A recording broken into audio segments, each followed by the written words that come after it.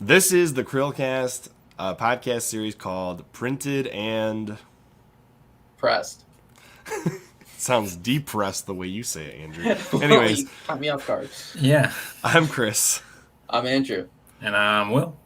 And for the first time in a long time... We read a book. Woo! We read a book, but also, as part of our book reading, we're going to talk about it, which we don't usually do. Mm-hmm. And Well, Gandalf we is haven't read trying a to book join before, us. so this will be the first Yeah, time we get to it's talk just about the been book. video Gandalf game. keeps trying to join us, so there's that. Yeah. I mean, Yeah, he's part of the Inklings, that's so, he's in on this. So for those that don't know this book, what is it called, Andrew? The Screwtape Letters by C.S. Lewis. By Clive Staples Lewis. So, question. Does Aslan show up in this? No. No, I read the wrong one. But the anti-Aslan called Nalzla does. Nalzla? I do find Oh it my gosh. pretty funny that in a lot of C.S. Lewis's books, he has like a J.R.R. Tolkien character, but that is not the case in this one. There is definitely no Tolkien character. This is a self-portrait I get the vibe of. Wait a minute, no. They say, he brings up, sorry, I'm losing my train of thought. Gosh, what is the freaking island that sinks in Lord of the Rings?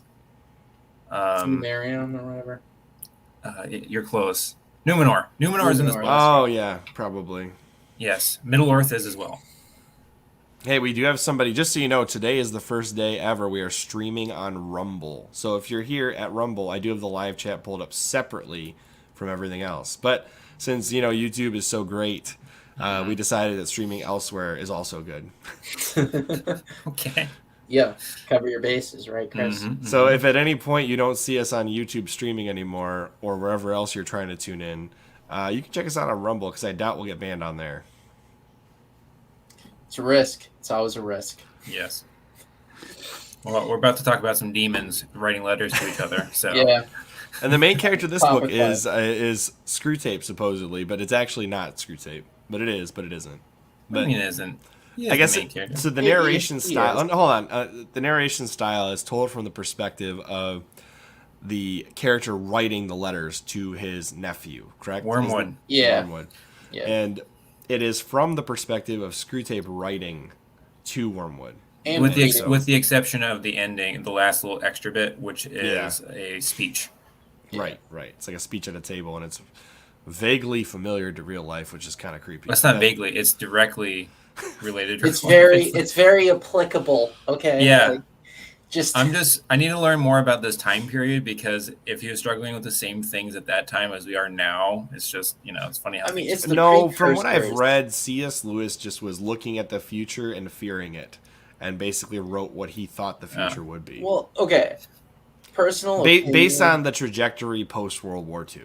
That's where he got his idea. personal opinion on what basically after reading it, right? I get the vibe that anyone who takes an honest self-assessment of society from a perspective of like truth is going to just come off as a prophet in the future.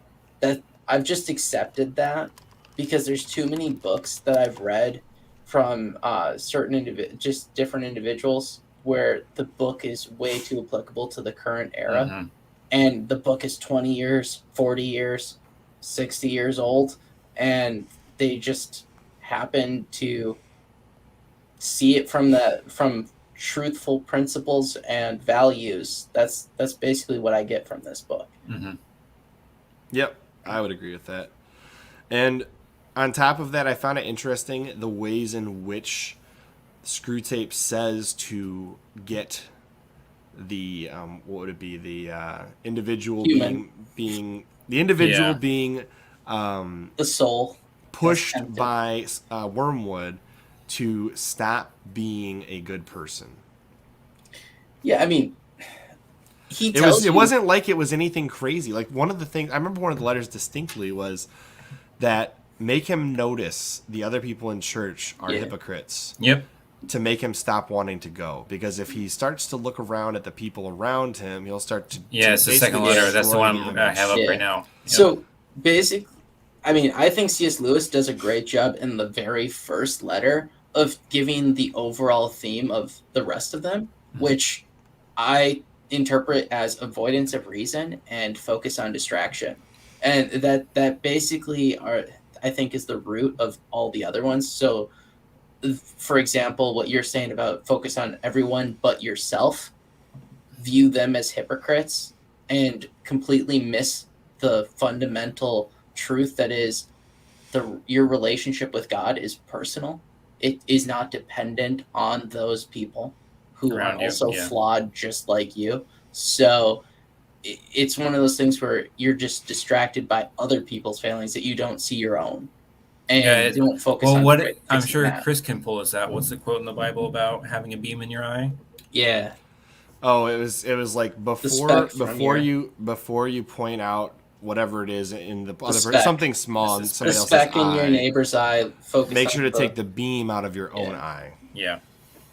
Yeah, I know exactly what you're talking about. Sorry, I'm trying to share the stream on Twitter so people can find it. I think, mean, honestly, the book can be summed up with this one quote that's also from the book.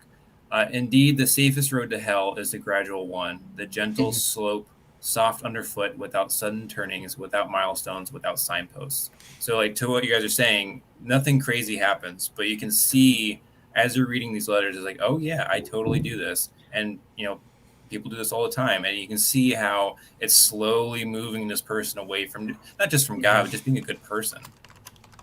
Right. I mean, creating conflict for Yes. one. So, for example, like the third letter, where it's focusing on the petty differences between him and his mother. Mm-hmm.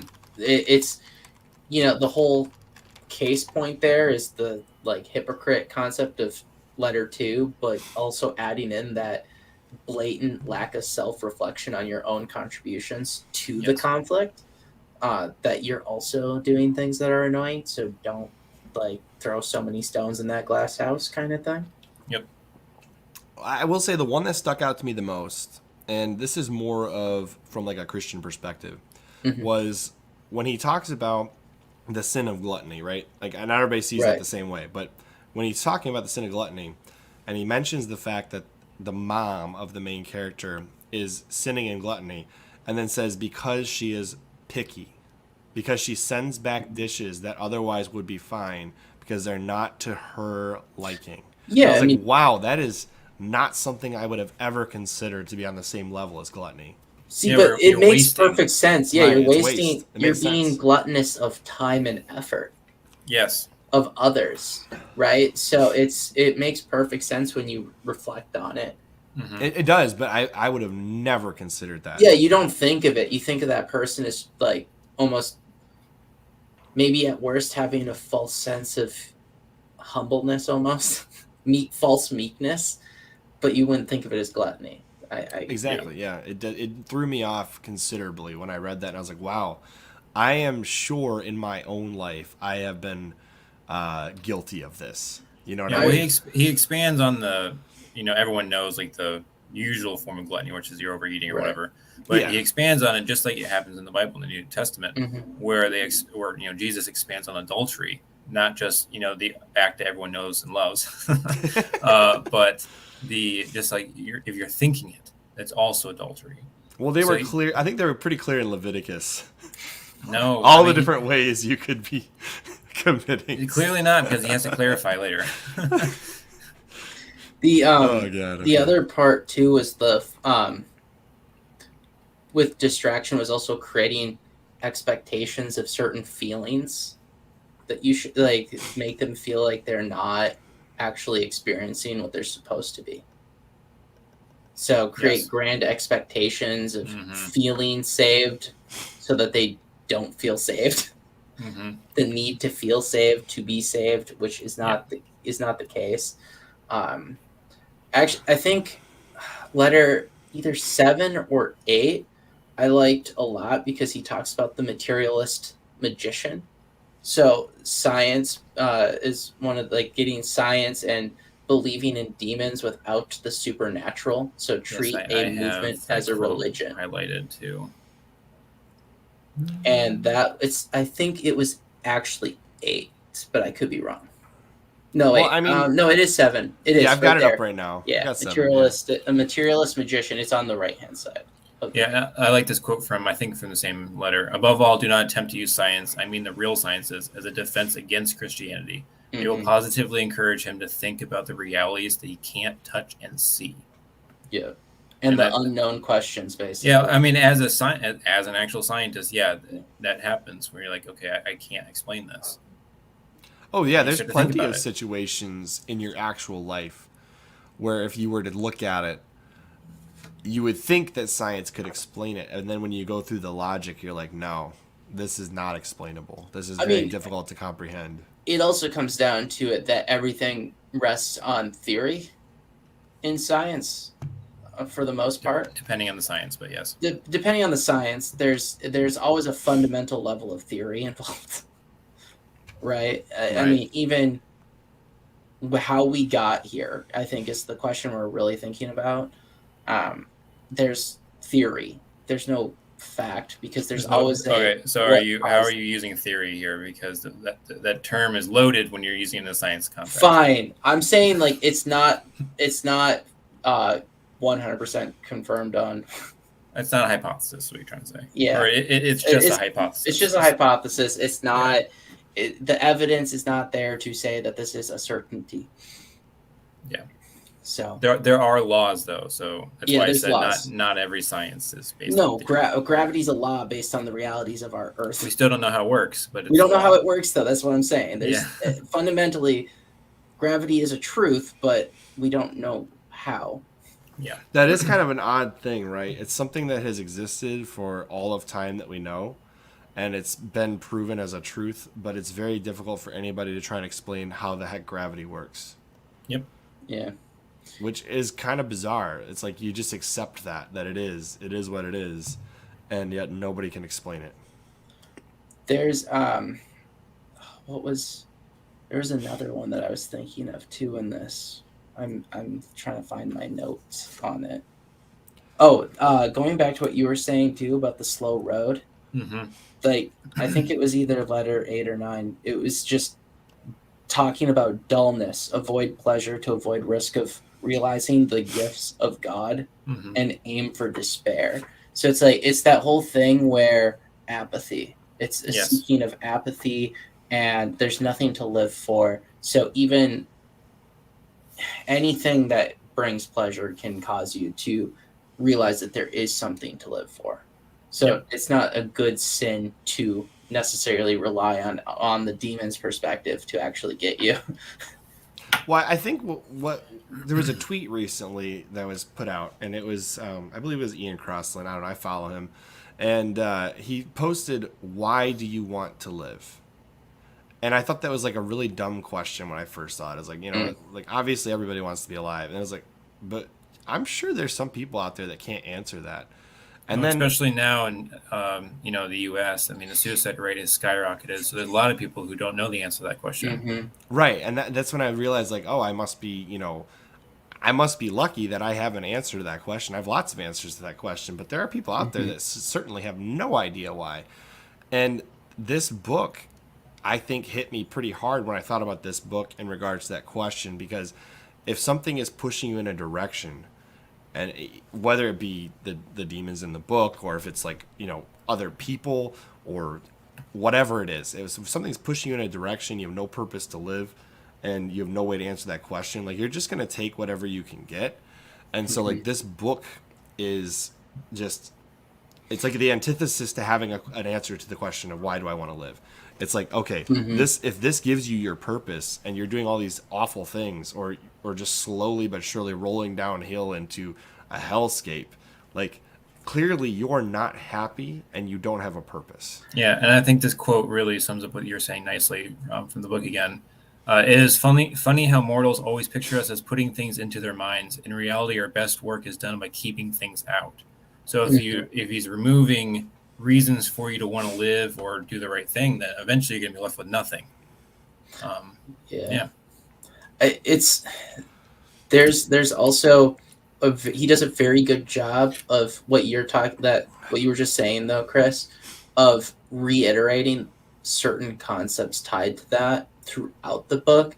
So he also said, like, another portion, one of the letters is about getting people to focus only on the future, not gratitude of what has happened and the present. So it's the worries of the future, the uncertainties of the future, not the this is what I currently have to be grateful for. Yep. And Well, I I mean think that that's a one's pretty problem that I powerful. run into all the time. I get so focused on the big picture, I Hmm. forget about all the little details that sum up to the big picture, and so Right. like I get stuck in like not a procrastination because procrastination means you're waiting till the last second to do it. No, I get hung up in all of the big picture and never get to the details. And Mm. so for me, a lot of times what hits home is these themes where pushing somebody in the wrong direction or telling them to do X, Y, and Z, and not telling them how to do it. So then they're stuck with like this avenue. This is the exact reason why I hate open-ended, open exploration style games because if Mm. you give me too many things to do at once, I Mhm. can't make a decision. And like this book opened my eyes to like this is clearly something that's putting a wedge between me doing what I need to do now and accomplishing things.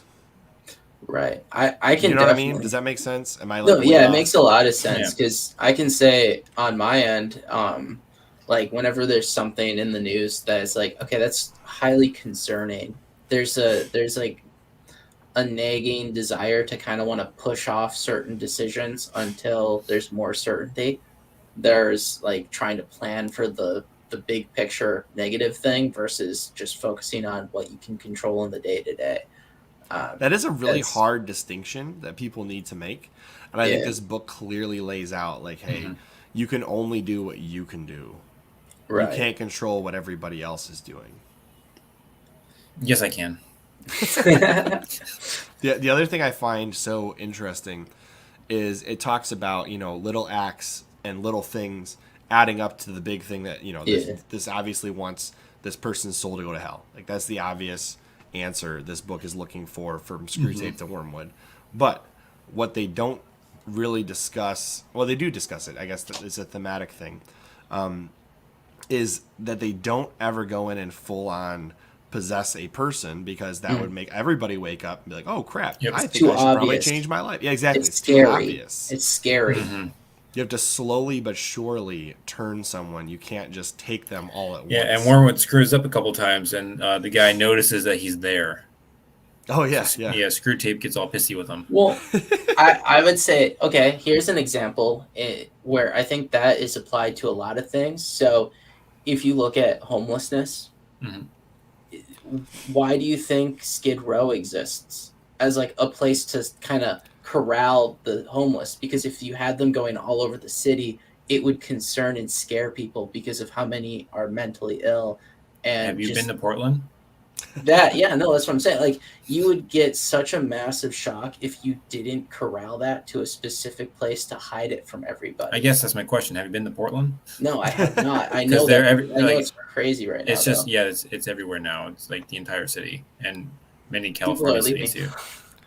But I wouldn't stay there at this point. No way. there was one in an earlier letter where he's don't it's like don't let people like things for their own sake.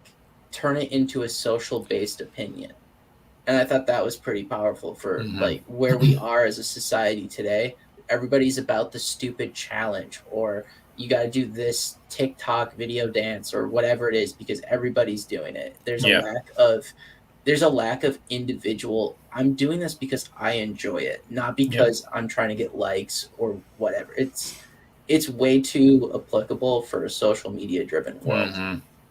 Agreed. I think, and here's the thing: a lot of people look at this book as like a Christian only book, but I No. think there's a lot of value to anybody reading this book. This is an Yeah. ethics and values Well, based I book. mean, maybe I'm misremembering this, but doesn't he open the book up saying like basically he's going to contradict like a lot of Christian like beliefs? I don't recall. Let me find out. I mean, I know he talks about his concept of demons, and there's a bunch of them, Let's see here. and not just demons, but devils. There's a bunch of little devils. Let's see. Readers is a liar. Da, da, da. No, I don't see it in this version anyway. Okay. Oh no, Let's that's see. that was the is it? preface. He was in the preface. Yeah, that's what I was. You said it before the book starts, so I'm looking at it, and of course, dedication to J.R. Yeah. Of course. Yeah, I don't see that in this one. At least this copy does not say that. Okay. Will, just for the record. There was another point too that I thought was really interesting. He talks about well, when he gets into love and everything and marriage. So he talks about love making that the only acceptable grounds for marriage to be done with if the feeling ever falters, and to focus on trying to get somebody a bad Christian partner so that the value system is just off kilter. And then also that I guess the abuse of sexual taste to breed poor men. So the whole concept of get people to like a certain type of woman to make it where everything is less virtuous. Yes. Well, and the other thing is he's like pushing him towards friends who are inherently The company you keep. Yeah, the company you keep is who you are, essentially, is what he's saying.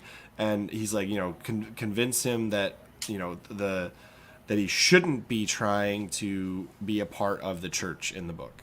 And essentially, this other group is like what he does when he's not at the church and spends more time there than spending time with his own faith. And then that gets flipped a little as this book progresses, because he then finds the character then finds a more Christian group that he's happy to be a part of family-wise, right? And then it becomes focus on getting him with the feelings of feeling that you are better than others. Yep.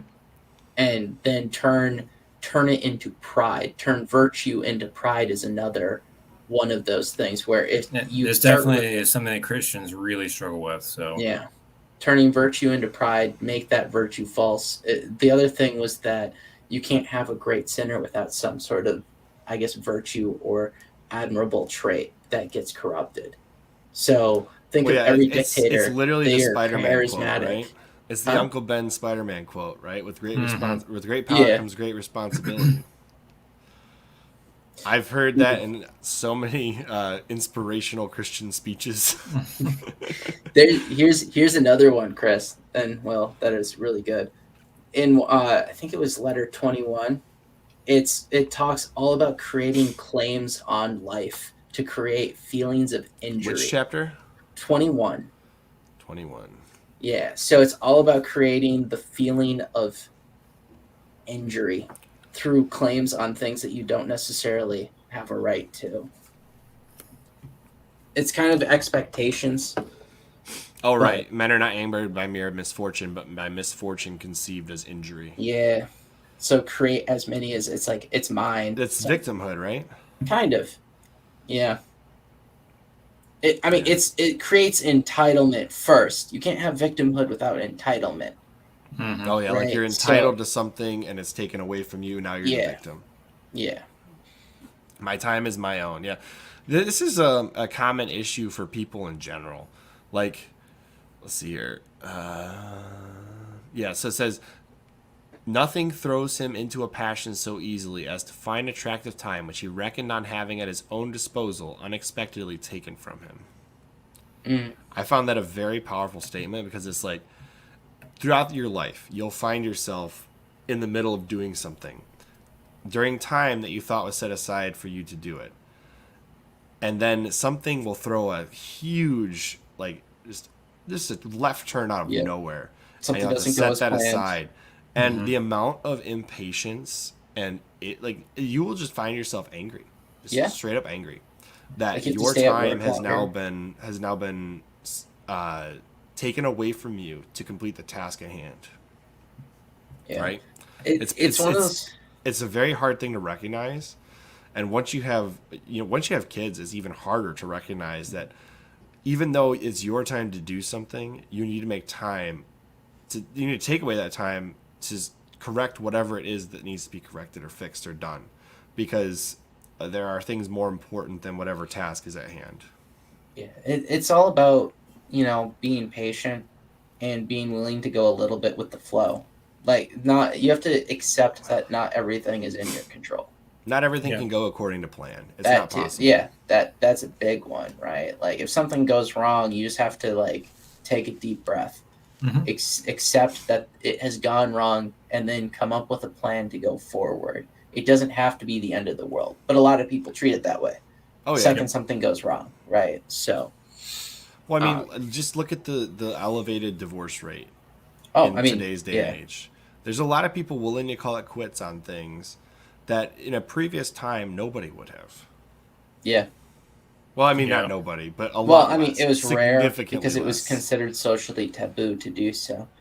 Yeah, which kept people in bad relationships. But at the same time, I have a hard time believing that, what is it That now, like was not the norm. 52%, There's no way that was 52% the of norm. divorces are just because I of mean, abuse. it's a large percentage are because someone feels like they're settling, right? Yeah, Like the they spark feel is gone or something. it's something very petty Well, usually. just for the record, if you think that marriage is something disposable and you get married, it's not a mystery why that person got divorced. They view marriage as disposable. Yeah, I mean, okay, It's not a mystery. You know we've what I mean? gone there already now, but letter 26 is Okay. all about use enchantment to prevent lovers solving issues, bury them for later strife, abuse of charity to argue against own interests and cause neither to be happy. So it's like both of them is being charitable to each other to the point that they will argue against their own Yes. desires, and then when they're both arguing against their own desires, neither of them will be happy because they don't know what the other actually wants. And When then you make yourself and your spouse a martyr, then you Yeah. wind up with two martyrs and no marriage. basically, yeah, That can so easily be applied to any relationship, but marriage Yeah. especially. so that one's pretty big, I Yeah, well, if think. you view it as just a contract, contracts are easily broken. That's the Yeah. problem. Oh yeah. And then there was letter 23 was all about distort the perception of Jesus and project him on a modern movement. So the example in this book was Marxism. So, Oh yeah, there's a lot of people that try to play the Jesus was a socialist game. yeah, that's very prevalent today. I'm still not even a fan of He Gets Us campaign that did that TV commercial during the Super Bowl and everything, because I'm just saying the amount of money for a 30-second Super Bowl ad could Dude. have gone to a lot of other things. yeah, and that website is not that good at actually doing anything. It just tries. It comes off as justification for people's actions in It like, definitely does.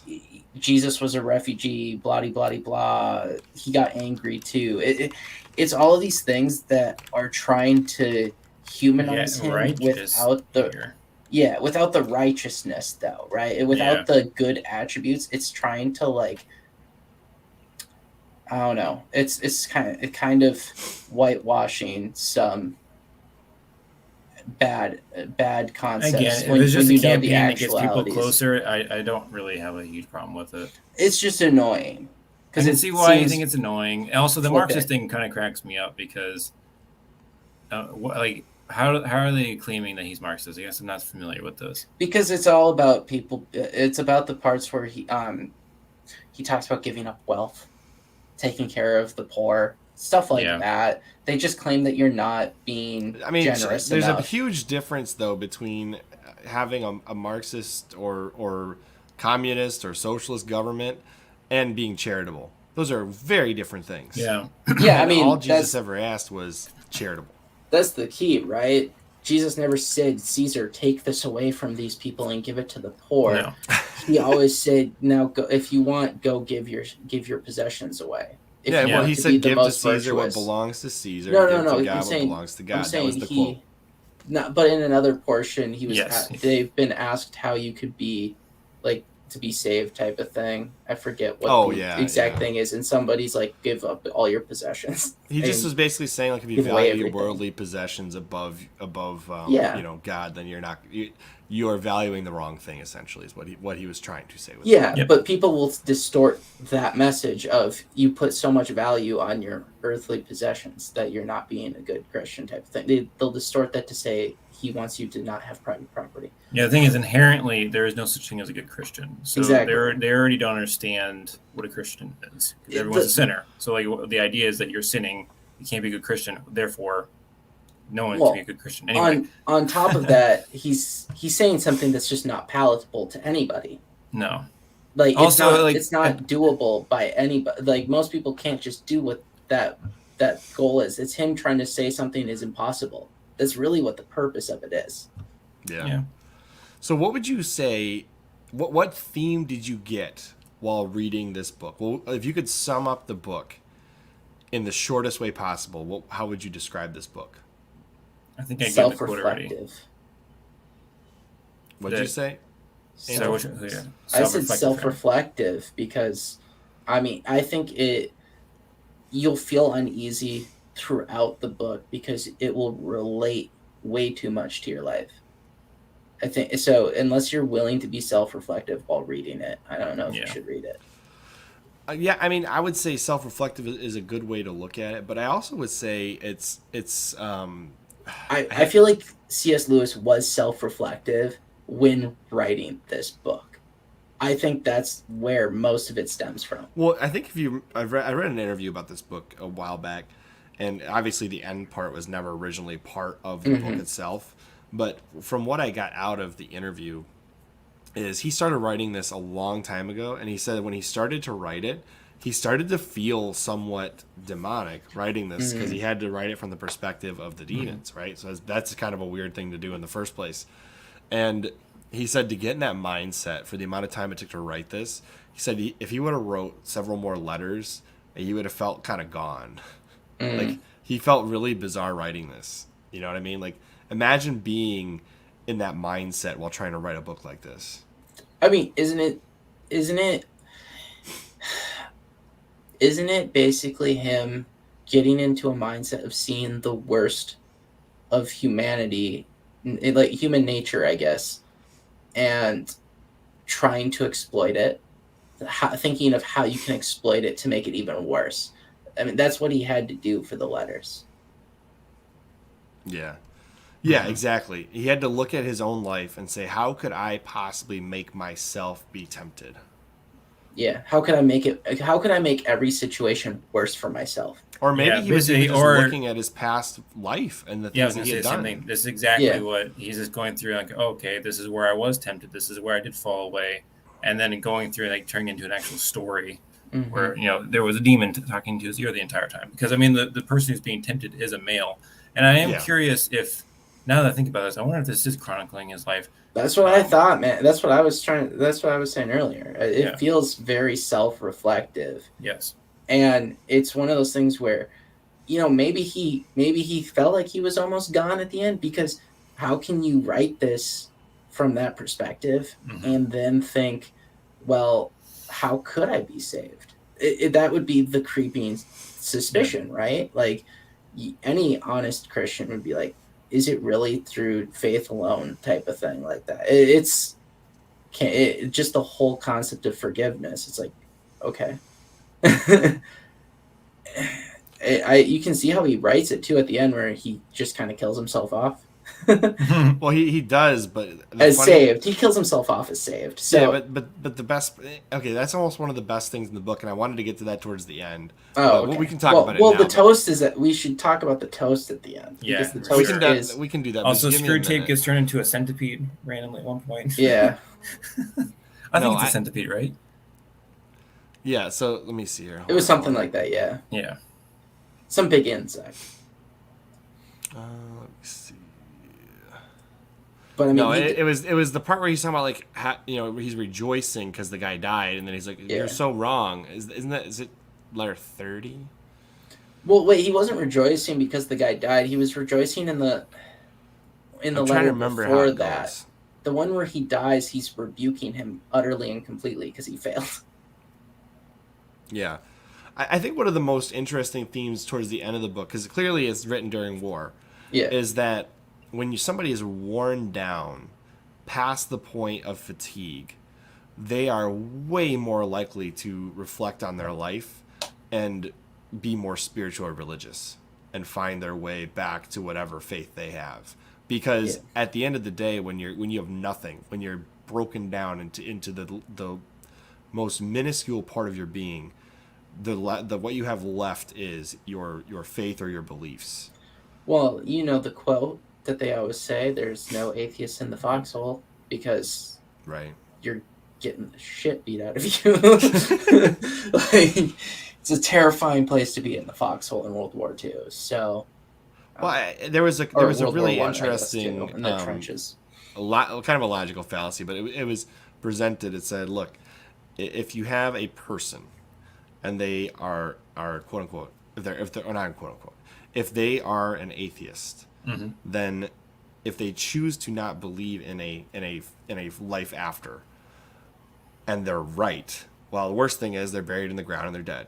But if you are an atheist and you change your mind and decide to believe in God and you're wrong, well, you're still have the same scenario. But if you have faith and you believe in it and there is a life after, then that is the best scenario. You know what I mean? So to not believe and not have faith, there's nothing for you. You know what I mean?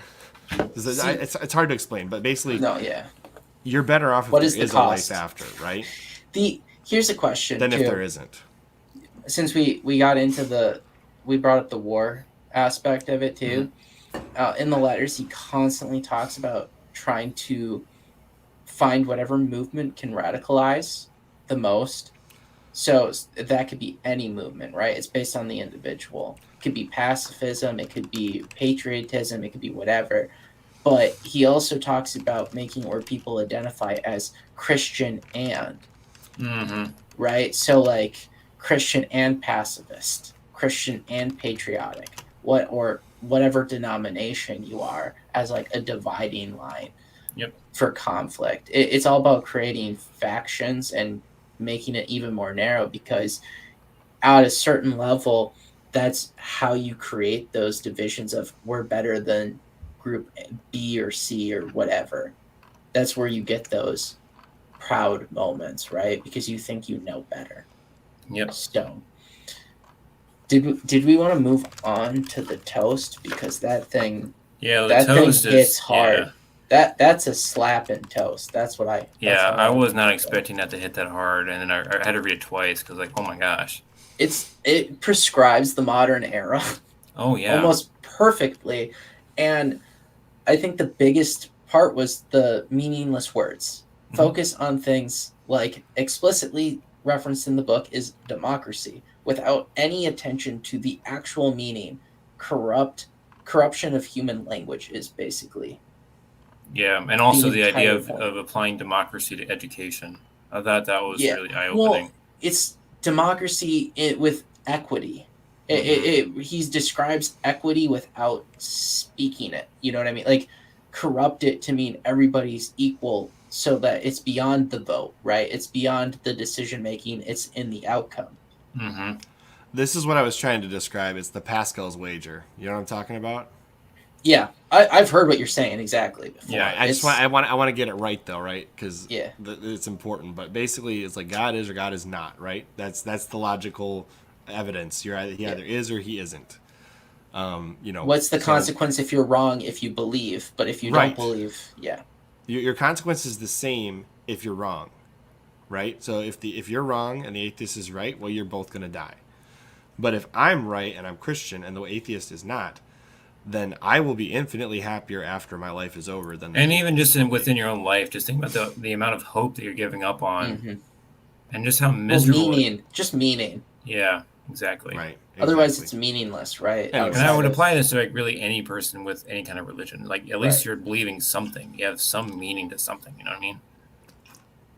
Yeah, I mean, there's all sorts of awful things you could commit if you didn't have your faith. Okay, I'll be the guy that goes there. Where does your ethics come from without a religion? Yeah, well, I think this is a stupid question. And not that you're asking it because it's stupid, but when people ask it, it's dumb, because honestly, the foundations of laws, so the idea of the ethics and morals that humanity has created over the last 30, 40,000 years stemmed from religion. So you can't find an origin point where we had that concept prior to religion. Right. So basically, if you are an atheist, you are never solely an atheist. You No. are atheist because you are an atheist Christian then. If you are in like Western democracy, that's what you are. You are not just an atheist. You are an atheist Christian. You're an because atheist living in a Christian society. That's Yeah, what you're saying. Yeah, you're or an atheist and atheist. whatever religion insert. Well, It's the whatever same idea. whatever religion values, ethical values, that is what type of atheist you are. Yes. Because you did not create any ethical values out of atheism. No. Because Right. we are just animals in your world. We are technically no different than animals. So what is the difference if what actually stops you from murdering somebody? There is no ethical reason not to. I agree. In pure atheism. So Well, and they always try to make the argument like, if you could go back in time and kill this person or do this or do that, like, would you? And it's like, no, I just wouldn't. Like, that's not up to me to go back in It would time. and create a fix time things. right. That's usually the question they ask. Like, well, would it be morally okay for me to go kill Hitler if I went back in time? And I'm like, sure, why not? But you can't. On that But also, question, murder is never morally okay. It's always a sin. Murder. Specifically murder. But in the case where Killing anyone is always a sin. No. You can justify it and repent. let me just finish what I'm saying, Will. Go on. I'm saying that although it would be lawful, it may not be allowed per your religion. Does that make sense? I was going to make the point that a lawful execution is not the same as murder, but it is also not okay. I was going to make the point that in the Bible, there's a lot of killing in the Bible. I was going to make the point that it explicitly says, "Thou shalt not murder," and war, if a justified war, is not the same as murder. That's my hot take. It's not. No. Self-defense is not the same as self-defense. You're still killing a human being. You are correct on your own personal level that you should protect yourself. I'm not saying that, and you're already forgiven for all your sins. There's a difference between. Okay, let me put it this way. My personal opinion is it a bad thing? Yes. Yes. Is it a sin? No. You can't differentiate two. Yes, it is a sin. There are bad things that aren't necessarily I am not a Quaker, sins. Will. I will not buy into the Quaker thing. Like, you could have something bad happen to you that does not involve somebody else sinning. Well, it could just be misfortune. So not all bad things are sins. Okay. I just want to point that out. Fine, but in this situation, yes, it's still a sin. Yeah, you're still killing someone. I'm gonna have to agree to disagree on that being explicitly. I do not think that a justified. I think this is a conversation that does not involve the Screwtape letter. It does not. It definitely does. It's in letter 32. Okay, then let's talk about letter 32. Wait, which one is? What is in 32? It's not letter 32. There's only 31 letters. That's the joke, Chris. The joke is there isn't a letter 32. That's why I said that. Okay. So if we're going back to the toast, though, seriously, yeah. Beyond the just corrupting language and democracy, like something like democracy to be meaningless and mean everything at the same time to just rah. It also talks about injecting government into every decision and forcing permissions on people. Say it one more time. Inject government into decisions and require permissions into daily activities, basically. So think of all the things that you need a building permit for, just to do minor improvements around your house. Yep. You can't simply just say, "Oh, I'm going to fix this and make this better on my property." You need to go get permission. Yeah, like building a privacy fence, something that will not even go into the ground in most cases. You still can't do it. Okay, where I live, you need a permit to build a retaining wall over 2 feet tall. Yeah, or cutting down a branch in some places you can't do. Yeah. you can't even paint your door a certain color in certain communities, but that's an HOA that you Oh agree shit, to. yeah. So I can't do that here. That's a good point. I mean, that's Yeah. a type of government. It's corrupt. an HOA. Yeah. I I'm, think the more but at least you local, agree to join an HOA. There's Yeah, but they changed the rules once I was living here. I think that's some crap. that is some crap. Yeah. just live out in a farmland like I do, and you can do whatever you want. I'm trying, Chris. Well, yeah, I know, but that's not at this moment. There's another one where he talks about seek to tear down those who excel, bring them down to the Yes. inferior level for equality. Which This is modern education. Yeah, Which one? Where you at the toast now? Yes. Yeah, we're in the Okay. toast. It also man, talks this is about so fighting individualism, give participation trophies, basically kill the middle class, and remove true education. That's all kind of stems with this tear down those who Yep. excel. It's where equality is being treated as equity, but they're using equality because that's the popular word, but they're describing equity. This which is where he equal describes it outcome. as a democratic system, though, doesn't he? Yeah. Well, he's talking about education at the second half. It's in the second half. Okay. So he starts off with democracy, and it slaps real hard for how democracy is used in modern society. Yep. And and then it goes into education. You're just like, yeah, they're talking about removing gifted classes in certain states. So, and also like essentially passing kids along even if they haven't learned the material. Yeah, I mean, Michigan just talked about removing the 3rd grade reading requirement. So if you can't prove that you're able to read, you can get passed along. But you have to remember, Andrew, that was just recently added, and it was a disaster. Because they can't read. To this point, though, so my wife is a high school teacher, and she's had students, not necessarily now, but in the past, that can't read.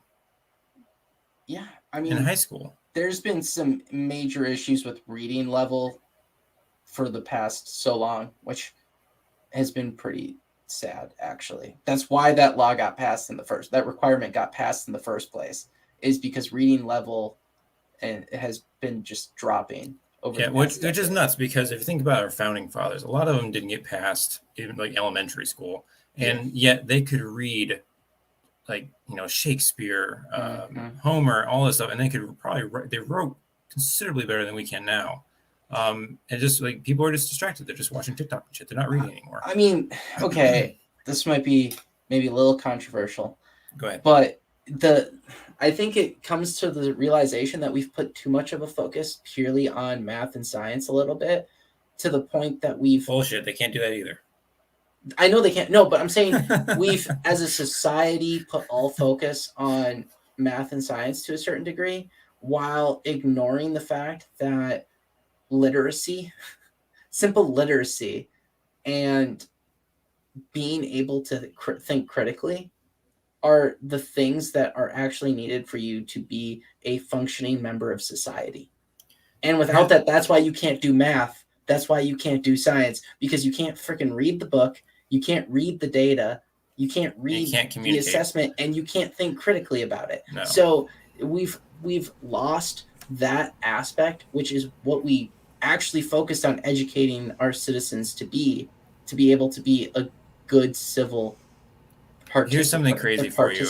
I'm pretty certain it's Gen Z, or maybe the generation that's behind it. I'm not confused. Remember Generation Alpha, whatever. That generation is actually less proficient in English than the Japanese kids. Damn it. So here's a funny thing that I have noticed since reading more, that my own vocabulary has expanded significantly. I'm not like purposefully doing it. It's just like as I talk, I'm like recognizing that. Well, I mean, there's thousands of words just in this book that we don't ever really use. I mean, okay, there's the aspect where they always like to tout that kids with more books in the house are, just by virtue of having more books in the house, will be better with their vocabulary and have a higher IQ. okay, one, they're reading the damn books. On some level, they're reading the books. Either their Right. parents have read those books and that gets osmosis over to them, or someone has read those books in that house. It's not just the fact that they're there. No, Andrew, you could consume the books edibly, and you would be just as smart. You just eat the paper. The glue eaters from elementary school. Oh yeah. But I mean, yeah, I agree.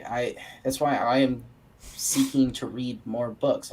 I've become very disillusioned with the impact of social media and even kind of where certain video games have gotten to be just a lack of quality even in the RPGs and massive Yeah, no, they're games. terrible. The storylines are awful. Yeah, it's just become go do random shit because there's no compelling story anymore. Same thing with movies. Like so many movies now that the storylines are terrible and the dialogue's terrible. It's like the writers also all the writers can't no longer have a compelling narrative voice. Yeah. They lack it altogether. It's when you read something by C.S. Lewis, it's just like no one is this caliber. People had all the time in the world to learn from C.S. Lewis, right? They can study his work. His work is timeless. You can use timeless. his work at any time. Mm-hmm. I don't know. I mean, I don't know. I mean, I'm sure there are some things the that Chronicles were of time Narnia. period specific. I'm sure there was some stuff that was time period specific, but overall, no, his work is pretty timeless. That's the point of how he writes it. I feel like the era of C.S. Lewis and J.R. Tolkien was one of the last great eras of writing. It's peak, but that's also because I think 80s and 90s are still very good. I'm saying if you were to take all of the authors from 1900 to 2000, I guarantee you, unless something drastic changes, I'd have to think about that. Just hear me out. Unless something drastically changes between the year 2000 and 2100, there will be nothing compared to what we had in the last century. Well, okay, I will disagree, only if George R.R. Martin can manage to finish his damn series, because that is a pretty epic story. Crap! You've never read it, Chris. It's honestly very good. He actually has quite a few books that are very good. Yeah. I think A Song of Ice and Fire is overhyped. You've never read it! How would you know? Okay, one, if he doesn't finish the books... Nothing good happens in those books. Yes, they do. Yes, and you haven't read it. What are you talking about? You have no idea. It's just like constantly build up and kill something. This is like someone arguing about the Bible. It's like he hasn't read it. Look, he massacred David and Goliath in his book by pinning Tyrion's guard against the frickin' mountain and then killed the guy. Oberyn, however the hell you pronounce his name, did not deserve that awful death, even though he did take down the mountain. Here's the thing, Chris. And the zombified mountain was freaking about creepy. the heart. Okay, it tells a story that reflects the harsh realities of the world we do live in. He basically wrote a whole bunch of Bible stories into Game of Thrones and made them the worst outcome possible. Actually, he rips off British history and history, the Bible, everything. Okay, C.S. Lewis is on another level that George R.R. Martin will never touch. You can make the same argument about C.S. Lewis because you just like him. I like him way better than George. No, you can make this. He's inspired by the Bible for his story. But at least C.S. Lewis did not. You just don't like. I think you HBO like. I think really what I think the problem is that Chris prefers the New Testament story. That's not even. David and Goliath is not in the New Testament. I'm talking about with the Chronicles of Narnia is very much like more New Testament than Old Testament. Dude, I barely read. I read the Chronicles of Narnia over a decade ago. Have not touched it since. The Space Trilogy is amazing. Okay, I'm just saying that George R.R. Martin's books tell you the harsh reality of basically human. Yeah, but there's also still hope and magic and wonder in those stories. Yeah, but it pairs it with the brutality of basically the Old Testament. No, it doesn't. Also, Chris, you bring up David and Goliath. What does David do for the rest of his life, man? That dude is not nice. Yeah, I mean, but the Oberyn versus the Mountain was clearly a play on David and Goliath. and he Yeah, but the just thing is, totally David and Goliath wrecked No, is it. why- clearly a play okay. on many other things in Why- like Greek mythology, Egyptian mythology, Babylonian mythology, African mythology. Like they all have that same story, Chris. We're getting Okay. very distracted here, We but are. I just want to point out that I know. I think that the Mountain versus Oberon story, all right, is very connected now to the Screwtape letters in one aspect that you're completely ignoring, and that is the pride aspect.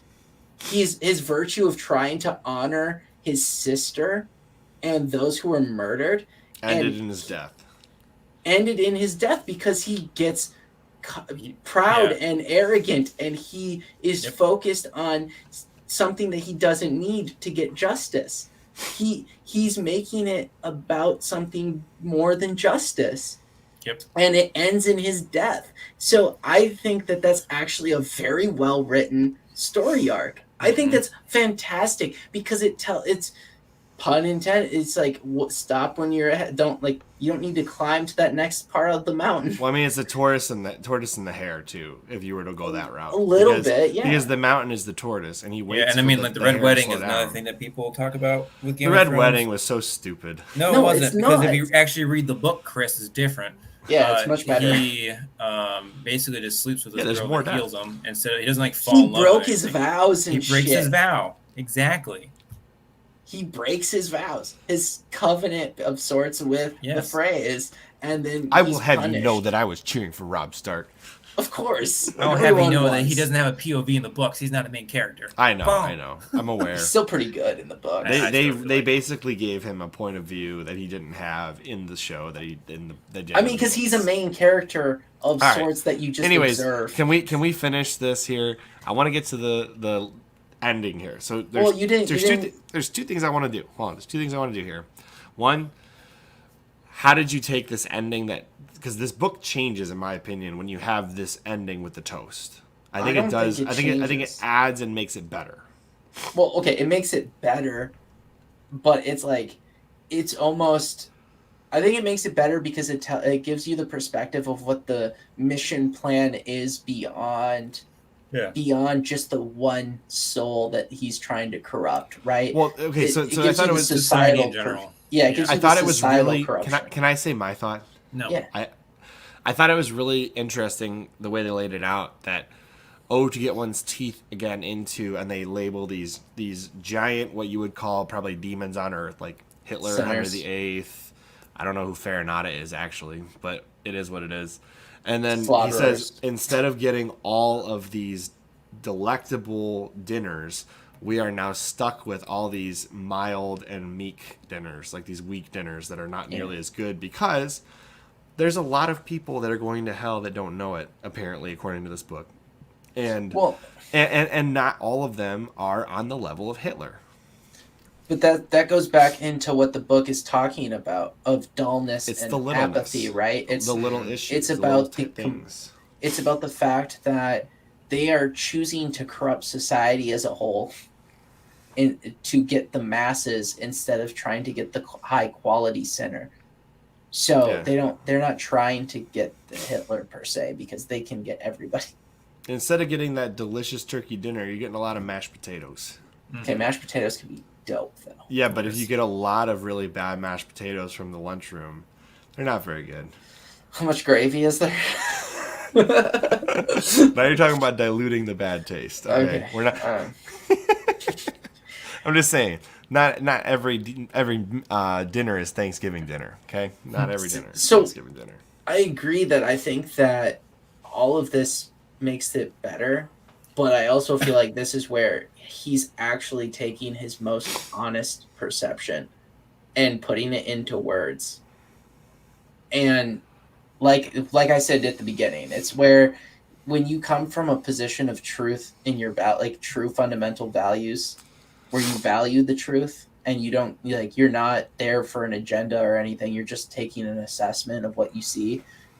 There's a high chance that your words are probably going to appear as prophecy at some point in the future. Yeah, fair enough. I think it'll be interesting to apply some of the things we learned from this book to, say, like, if we were to cover the fourth turning or something along those lines. I mean, that's what I'm saying, or another book where it basically comes off as prophecy when you look at what they predicted. But to sum it all up, I think this book does reflect on a lot of C.S. Lewis's other work. And I think this book will keep coming back as we look through the Chronicles of Narnia, or if we go in and do the Space Trilogy. I think this book will come back a lot. Yeah, I mean, I've definitely seen it in Chronicles of Narnia when I look back at it. So if you were to give this book a rating 1 through 5, where would you rank it? 1 You go being the first. highest or 5 being the highest? 5 stars is always better than 1 star, Will. Not necessarily. Depends on your scale, Chris. Yeah. You could be trying to corrupt society as a whole, Chris, and say 1 star is high. Bigger numbers better. Not for cholesterol number. I'm not talking about health. I'm Okay, talking about okay. reading. What would you say, Will?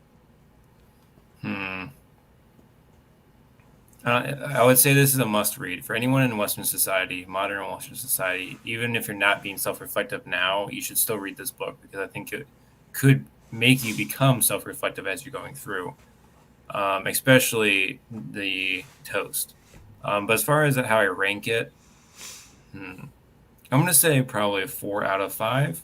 I would have loved for him to gone with more letters. I realized that Chris brought up the interview that he would have lost himself. So I'm being a little selfish here. It's been cool to see more letters and also maybe not only have him tempt one soul at a time.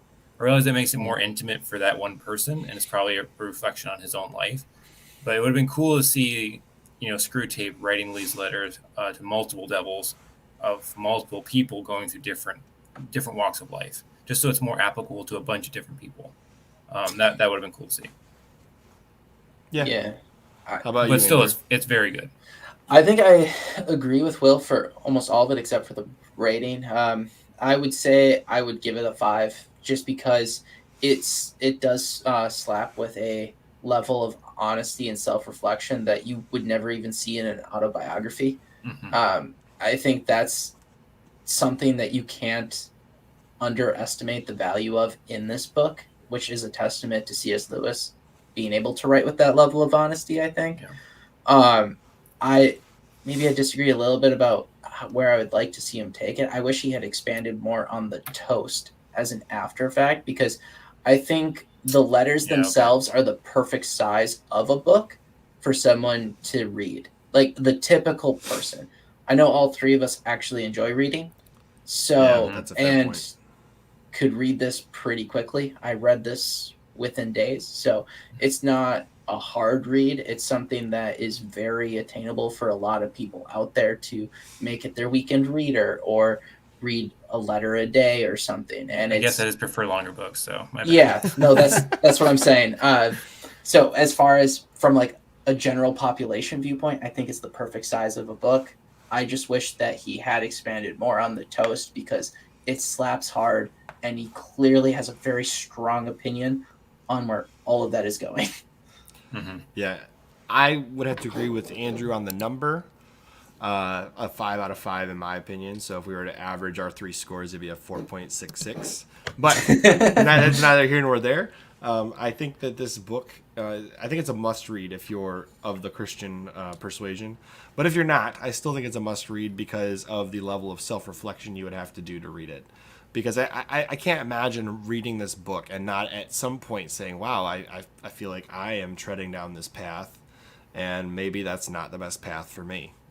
Right? Or at the very least, you might be able to see, like, if you were perfect, you might see that some of your friends are behaving these ways and you might be able to help them out, just for the narcissists that watch this show. But it is one of those must reads. I think if you're even remotely interested in C.S. Lewis, you have to read Screwtape Letters. I would add too that, it comes with Christian themes, but it's really about ethics and human interaction fundamentally, right? You could read this without having to believe in Christianity and still get a lot of moral benefit from it. Look, even if you live on Antarctica, find a way to read this. Yeah. Get the penguins to read it with you. Maybe the penguins will join our society one day. All right. Well, if you're not a penguin or a krill, we do appreciate you watching. And even if you are a penguin or a krill and learn how to use the laptop or computer and watch this, then, good for you. I'd like to interview you next. But as always, I am Chris. I'm Andrew. And I'm Will. And this is the first episode of Printed And pressed. We will see you next time. Bye, guys.